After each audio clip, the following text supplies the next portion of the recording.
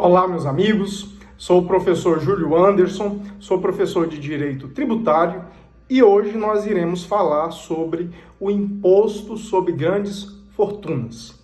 Olha só, o Imposto sobre Grandes Fortunas está previsto no artigo 153, inciso 7º da Constituição Federal. O Imposto sobre Grandes Fortunas é um tributo de competência privativa da União. Então, só a União é que pode instituí-lo.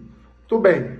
Agora, dois contornos constitucionais do Imposto sobre Grandes Fortunas que pode, inclusive, cair em prova, tá? O Imposto sobre Grandes Fortunas, como se sabe, não foi instituído até o presente momento. Então, o que nós temos hoje? Apenas os contornos constitucionais, que são aqueles previstos na Constituição Federal. O resto a gente não pode comentar, porque é um tributo inexistente no Brasil.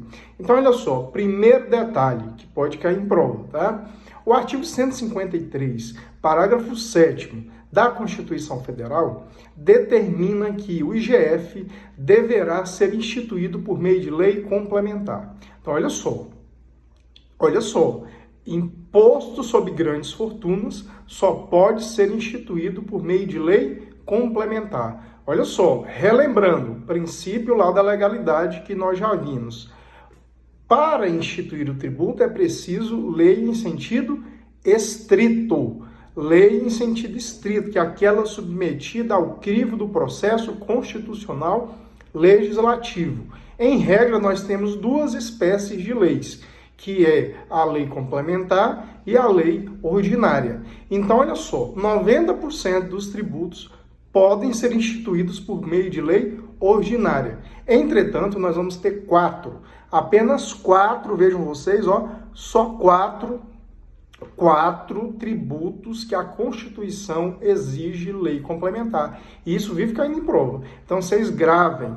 Olha só, quais são os 4 tributos que a Constituição exige lei complementar? Vamos lá. Empréstimos compulsórios, imposto sobre grandes fortunas, imposto residual e contribuições da Seguridade Social. Esses 4 tributos somente por meio de lei complementar. Os demais tributos, a lei ordinária pode instituir normalmente. Então, o imposto sobre grandes fortunas, primeira observação, somente pode ser instituído por meio de lei complementar e é um tributo de competência privativa da União. Segunda observação aqui importante que pode cair uma prova para vocês, já que está na previsão legal, acerca do imposto sobre grandes fortunas. Olha só, vocês estudaram que imposto é tributo não vinculado. Quando a gente estudou as diferentes espécies de tributos, impostos, taxas, contribuições, empréstimos compulsórios, nós vimos que uma grande diferença do imposto para os demais tributos é exatamente a não vinculação. Imposto é tributo não vinculado. Sua receita não pode estar afetada a nenhum órgão, fundo ou despesa específica.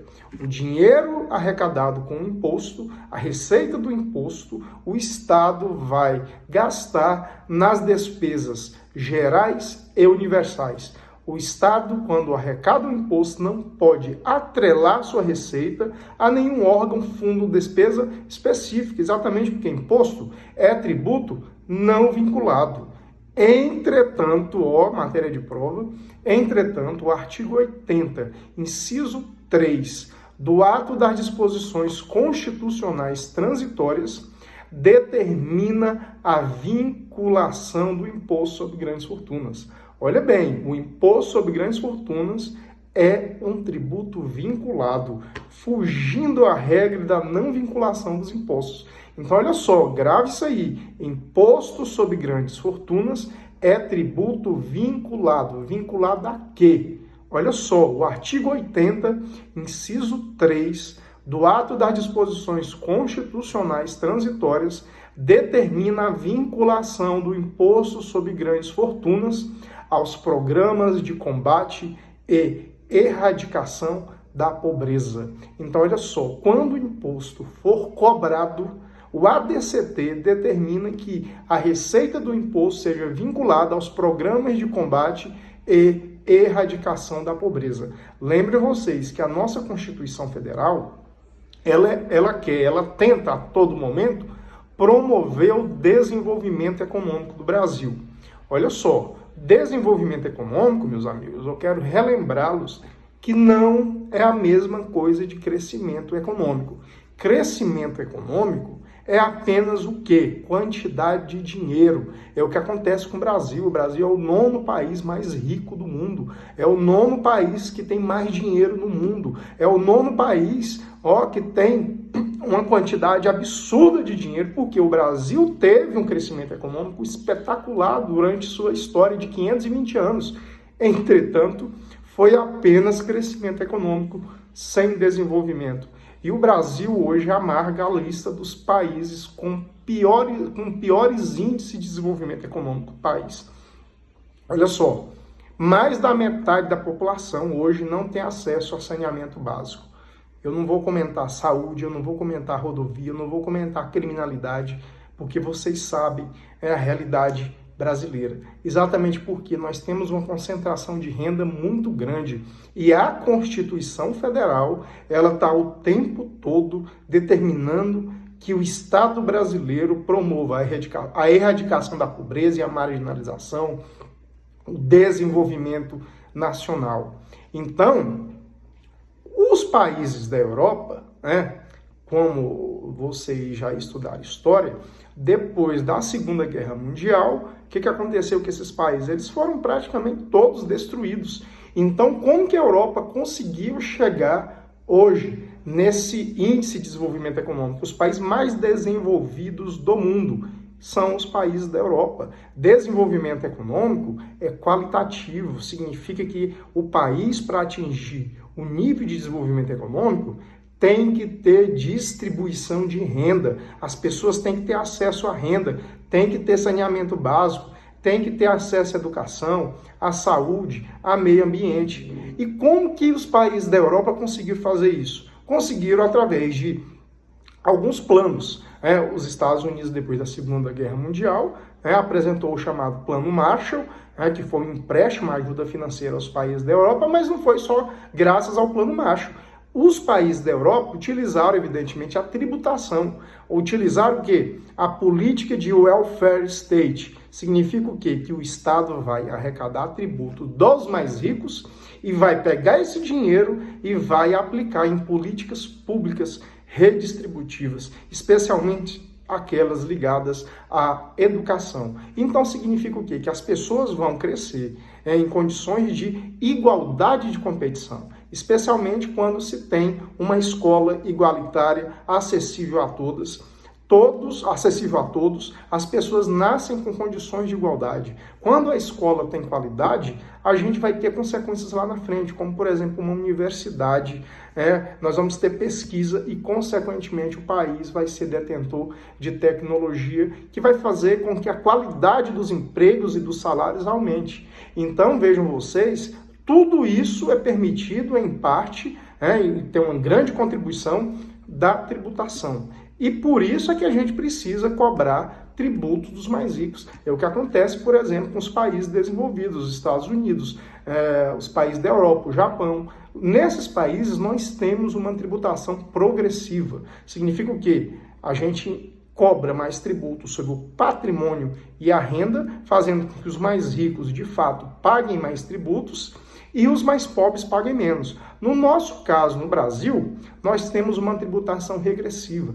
Toda a tributação, os senhores já viram, os outros impostos, o imposto de importação, exportação, o IPI, o IOF, vamos ver ainda o ICMS, o ISSQN. Esses tributos, eles incidem dentro da atividade empresarial e o empresário, o que ele faz? Ele pega todo o custo tributário que ele arca, repassa para o produto e quem paga, na verdade, é o consumidor. Então, o eixo tributário, no nosso caso, é uma tributação sobre o consumo. Exatamente para quê? Tributar o povão e deixar o mais rico de fora. No Brasil hoje, estima-se que uma pessoa com patrimônio acima de 100 milhões de reais pague aproximadamente 0,03% de tributo, enquanto que uma pessoa que recebe apenas um salário mínimo paga aproximadamente 53% de tributo, exatamente porque nossa tributação é regressiva, ela incide sobre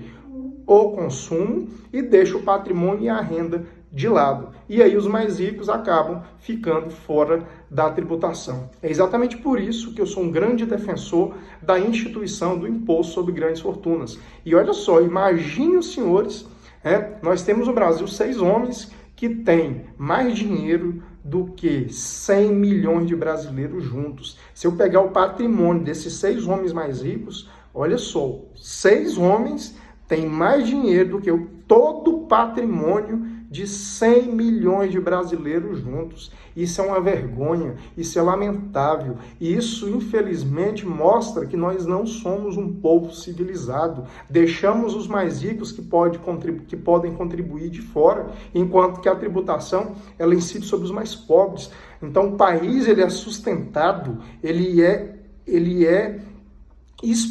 explora exatamente aquele que deveria mais receber ajuda, que é o mais pobre. No entanto, é o mais pobre que paga mais pesadamente a tributação. E é por isso que a gente tem que pensar seriamente no imposto sobre grandes fortunas. Meus amigos, imaginem vocês, uma pessoa que tem um patrimônio acima de 100 bilhões de reais, como é o caso de alguns bilionários brasileiros. Gente, se pagar 1% de 100 bilhões, essa pessoa vai ficar mais pobre? Jamais. Jamais. No entanto, a arrecadação vai ser extraordinária. Imagina o que eu não poderia fazer com esse dinheiro todo arrecadado dessa minoria. Imagina a arrecadação desses programas de combate e erradicação da pobreza, especialmente aqueles programas voltados para a educação. Como o nosso país não poderia ser melhor. Eu sou radicalmente a favor da instituição do imposto sobre grandes fortunas, mas desde que, evidentemente, tem alíquotas progressivas e alíquotas razoáveis. Eu defendo alíquotas variando de 0,5%, 1% e alíquota máxima de 1,5% sobre o patrimônio líquido. Tá? Agora, só para desmentir alguns boatos, tá? Espalha-se no Brasil, especialmente integrantes da classe média que jamais irão pagar esse imposto jamais vai recair na classe média, esse imposto é um tributo exclusivamente para uma minoria de brasileiros, uma minoria, diga-se de passagem, de menos de 10% do povo. Então, a imensa maioria, a classe média alta, e especialmente os pobres, jamais vão sofrer incidência desse imposto. Só que, hoje, como tem rede social e como anda a desinformação, ela que domina, então o que ocorre? Espalha-se uma mentira de que se um imposto sobre grandes fortunas fosse instituído no Brasil, os detentores das grandes fortunas fugiriam com o dinheiro do país. Meus amigos, olha só. Primeiro, os detentores das grandes fortunas não sofreriam a tributação diretamente no dinheiro. Por quê? Primeiro, porque o dinheiro desse pessoal não está aqui. Então, nós não teríamos nada a perder. A tributação incide sobre o patrimônio líquido. É um conjunto de valores e de bens que eu vou considerar para definir o que é grande fortuna, exatamente observando os países que cobram. Aqueles países envolvidos da Europa, como a França, a Noruega. Olha só, a Noruega é considerado o país mais desenvolvido do mundo, o país mais igualitário, mais justo do mundo. A Noruega tem uma experiência de longa data com imposto sobre grandes fortunas. Então, olha só, como eu tributaria o quê? Esse patrimônio líquido. Como que a pessoa vai pegar esse patrimônio e levar para fora? Não tem jeito. Segundo, por que eles espalham essa notícia falsa? Por conta de um caso isolado que ocorreu na França. Existe um ator famoso de Hollywood chamado, salvo me engano, Gerard Depardieu. Ele recebeu, evidentemente, era de uma família muito rica e recebeu, evidentemente, aqui uma fortuna. E a França é um dos países mais desenvolvidos do mundo, mais igualitários, mais desenvolvidos, com melhores índices sociais, econômicos. A França instituiu, evidentemente, o imposto. E o que o Gerard Depardieu fez? Pegou o dinheiro que ele tinha na França e fugiu. Tirou de lá. Então, eles pegam esse exemplo para ilustrar que o imposto ele é ruim. Só que, meus amigos, tá? Não é verdade. Foi um caso isolado. Esse caso desse ator, ele não é a regra. Olha só, tem um autor muito famoso, um economista que, se vocês hoje forem em qualquer livraria do mundo, eu, quando viajo, uma das primeiras coisas que eu faço, principalmente quando estou em outro país, é ir na livraria, visitar as livrarias. E se vocês forem em qualquer livraria do mundo hoje, vai nas livrarias de Nova York, vai nas de Londres, vai nas da França, que já é natural, vocês vão encontrar um livro chamado Capital no Século XXI, do francês, do economista, que é considerado um dos maiores economistas do mundo hoje, chamado Thomas Piketty. O que ele faz com esse livro? Tá? Esse livro virou um best-seller mundial. Ele analisa o capitalismo, analisa o capitalismo sem, evidentemente, propor um outro modo de produção. Ele analisa os acertos e também analisa os defeitos aqui do capitalismo. E um dos acertos do capitalismo é exatamente o que ocorre com a tributação. Quando se tributa o mais rico e aplica-se esse dinheiro em políticas públicas. Esse, sem dúvida, é um grande acerto do capitalismo, porque permite uma maior qualidade de vida e justiça social. Então, lá na França, por exemplo, tá? Hoje, a França, que é um dos países mais desenvolvidos do mundo, a França é hoje o 10º país, vejam vocês, a França é hoje o 10º país do mundo com maior número de bilionários. Então imaginem vocês, se o imposto sobre grandes fortunas fizesse fugir o dinheiro do país, a França teria algum bilionário? É evidente que não. Todos os bilionários da França já teriam pego o dinheiro e fugido de lá. Então é evidentemente mentirosa essa alegação falsa de que o imposto sobre grandes fortunas faz o dinheiro fugir do país. Olha o Uruguai aqui, o Uruguai, que é o país mais desenvolvido da América Latina, tem muitos anos que o Uruguai cobra o imposto sobre grandes fortunas.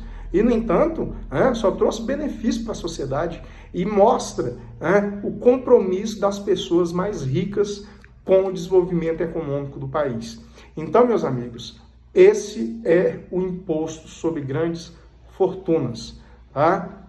Lembrando, tributo de competência privativa da União tem que ser instituído por meio de lei complementar e, para garantir o desenvolvimento econômico brasileiro, o artigo 80, inciso 3 do ADCT determina que o imposto, a receita do imposto, seja vinculado aos programas de combate e erradicação da pobreza. Um abraço para vocês e até a próxima aula. Qualquer comentário, dúvida acerca do imposto sobre grandes fortunas, por favor, comente aqui. Um abraço.